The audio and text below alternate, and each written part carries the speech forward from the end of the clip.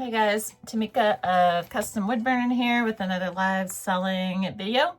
This one is probably maybe a little more towards for those who are yet to visit Whatnot, maybe in the live sales space, or you haven't really dabbled much, or you're just new to it in general. This is the topic is storefronts in relation to like what is, or more specifically, like what does the modern storefront actually look like? When we are watching live shows, we see what's on camera.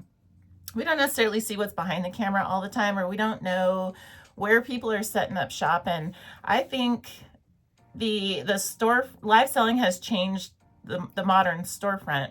And so this is just kind of a fun video to just like think about, like, wow, this really we're allowed to just set up our businesses anywhere. The options really are as endless as places that we get internet service, truly. And so just kind of a fun one.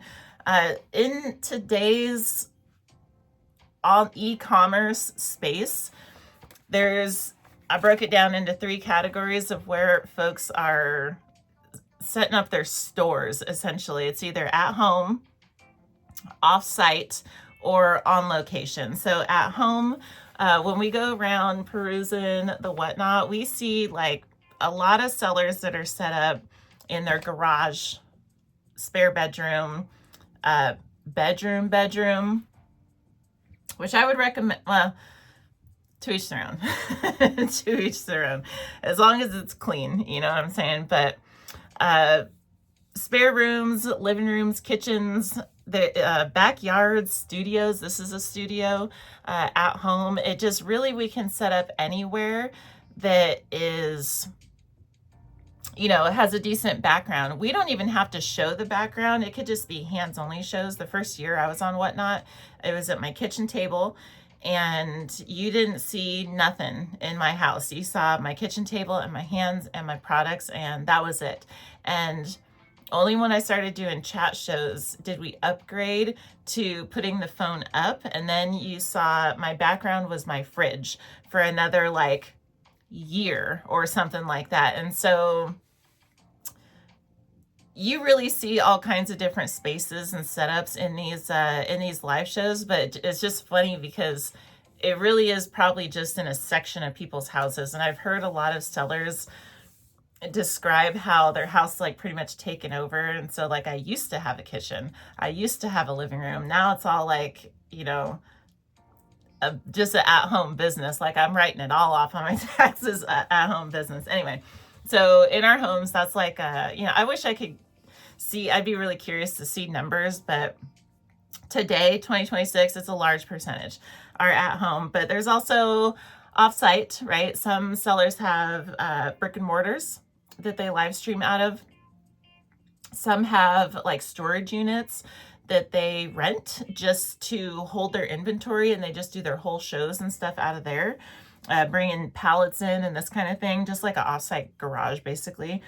And then we also see the large volume sellers just buy or rent entire warehouses, like multi-bay, just humongous warehouses. These are for those who have like teams and they need like a shipping department and all this kind of stuff.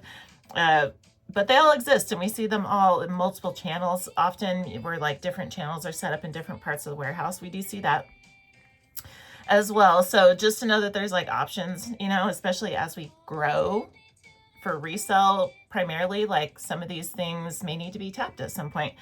But then what we also see, which is one of the more fun spaces of this anyway, is the on location, which is to say like the live thrifting, like going to the thrift shops, going to the estate sales, going into retail stores, like going into public spaces.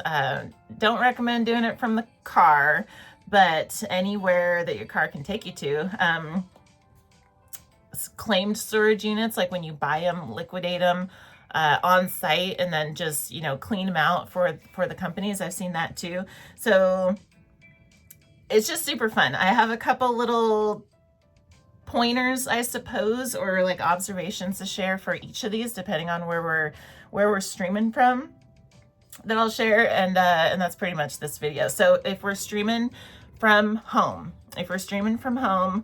this is a business, right? And so the trickiest thing that I see is folks separating the business from the home environment. And so pro tip here would be to, if we can, really try to have a dedicated space with boundaries for the family, for the pets, for the kids, all this kind of stuff, like so that your business area is your business area. And it's you know, especially when we're streaming, having distractions out so it can like maintain a professional environment, this kind of thing. But also when we're not streaming, potentially, you know, I've heard of foodie sellers that their kids always like tapping into their stash and stuff like that. There's just things. But having like a clean, professional looking, dedicated space for the win if we're streaming from home. If we're streaming off site, the brick and mortars, the public spaces that are owned by us, the things that I would say like for the win here would be like really doing a once over for the lighting check. Like the tech is a little bit different when we're out off site like this, but finding some kind of balance with the public, you know, if they're open to public or accessible to the public, like having some kind of balance or boundaries or something in place, and so that there's not like a constant distraction interrupting the shows, because I do see that as a struggle point, or just a heads up if someone is listening to this is thinking about doing something like that. And then having whenever I see people off site, these tend to get into where people are like moving their camera all over the place, and it creates a lot of shaking and stuff. So having a tripod or some kind of solid spot to put your phone or streaming device, I think is a solid investment for that type of setup. And then for when we're on location, which is to say we're like walking around through the public, the pro tips would be check the internet service first before going live, and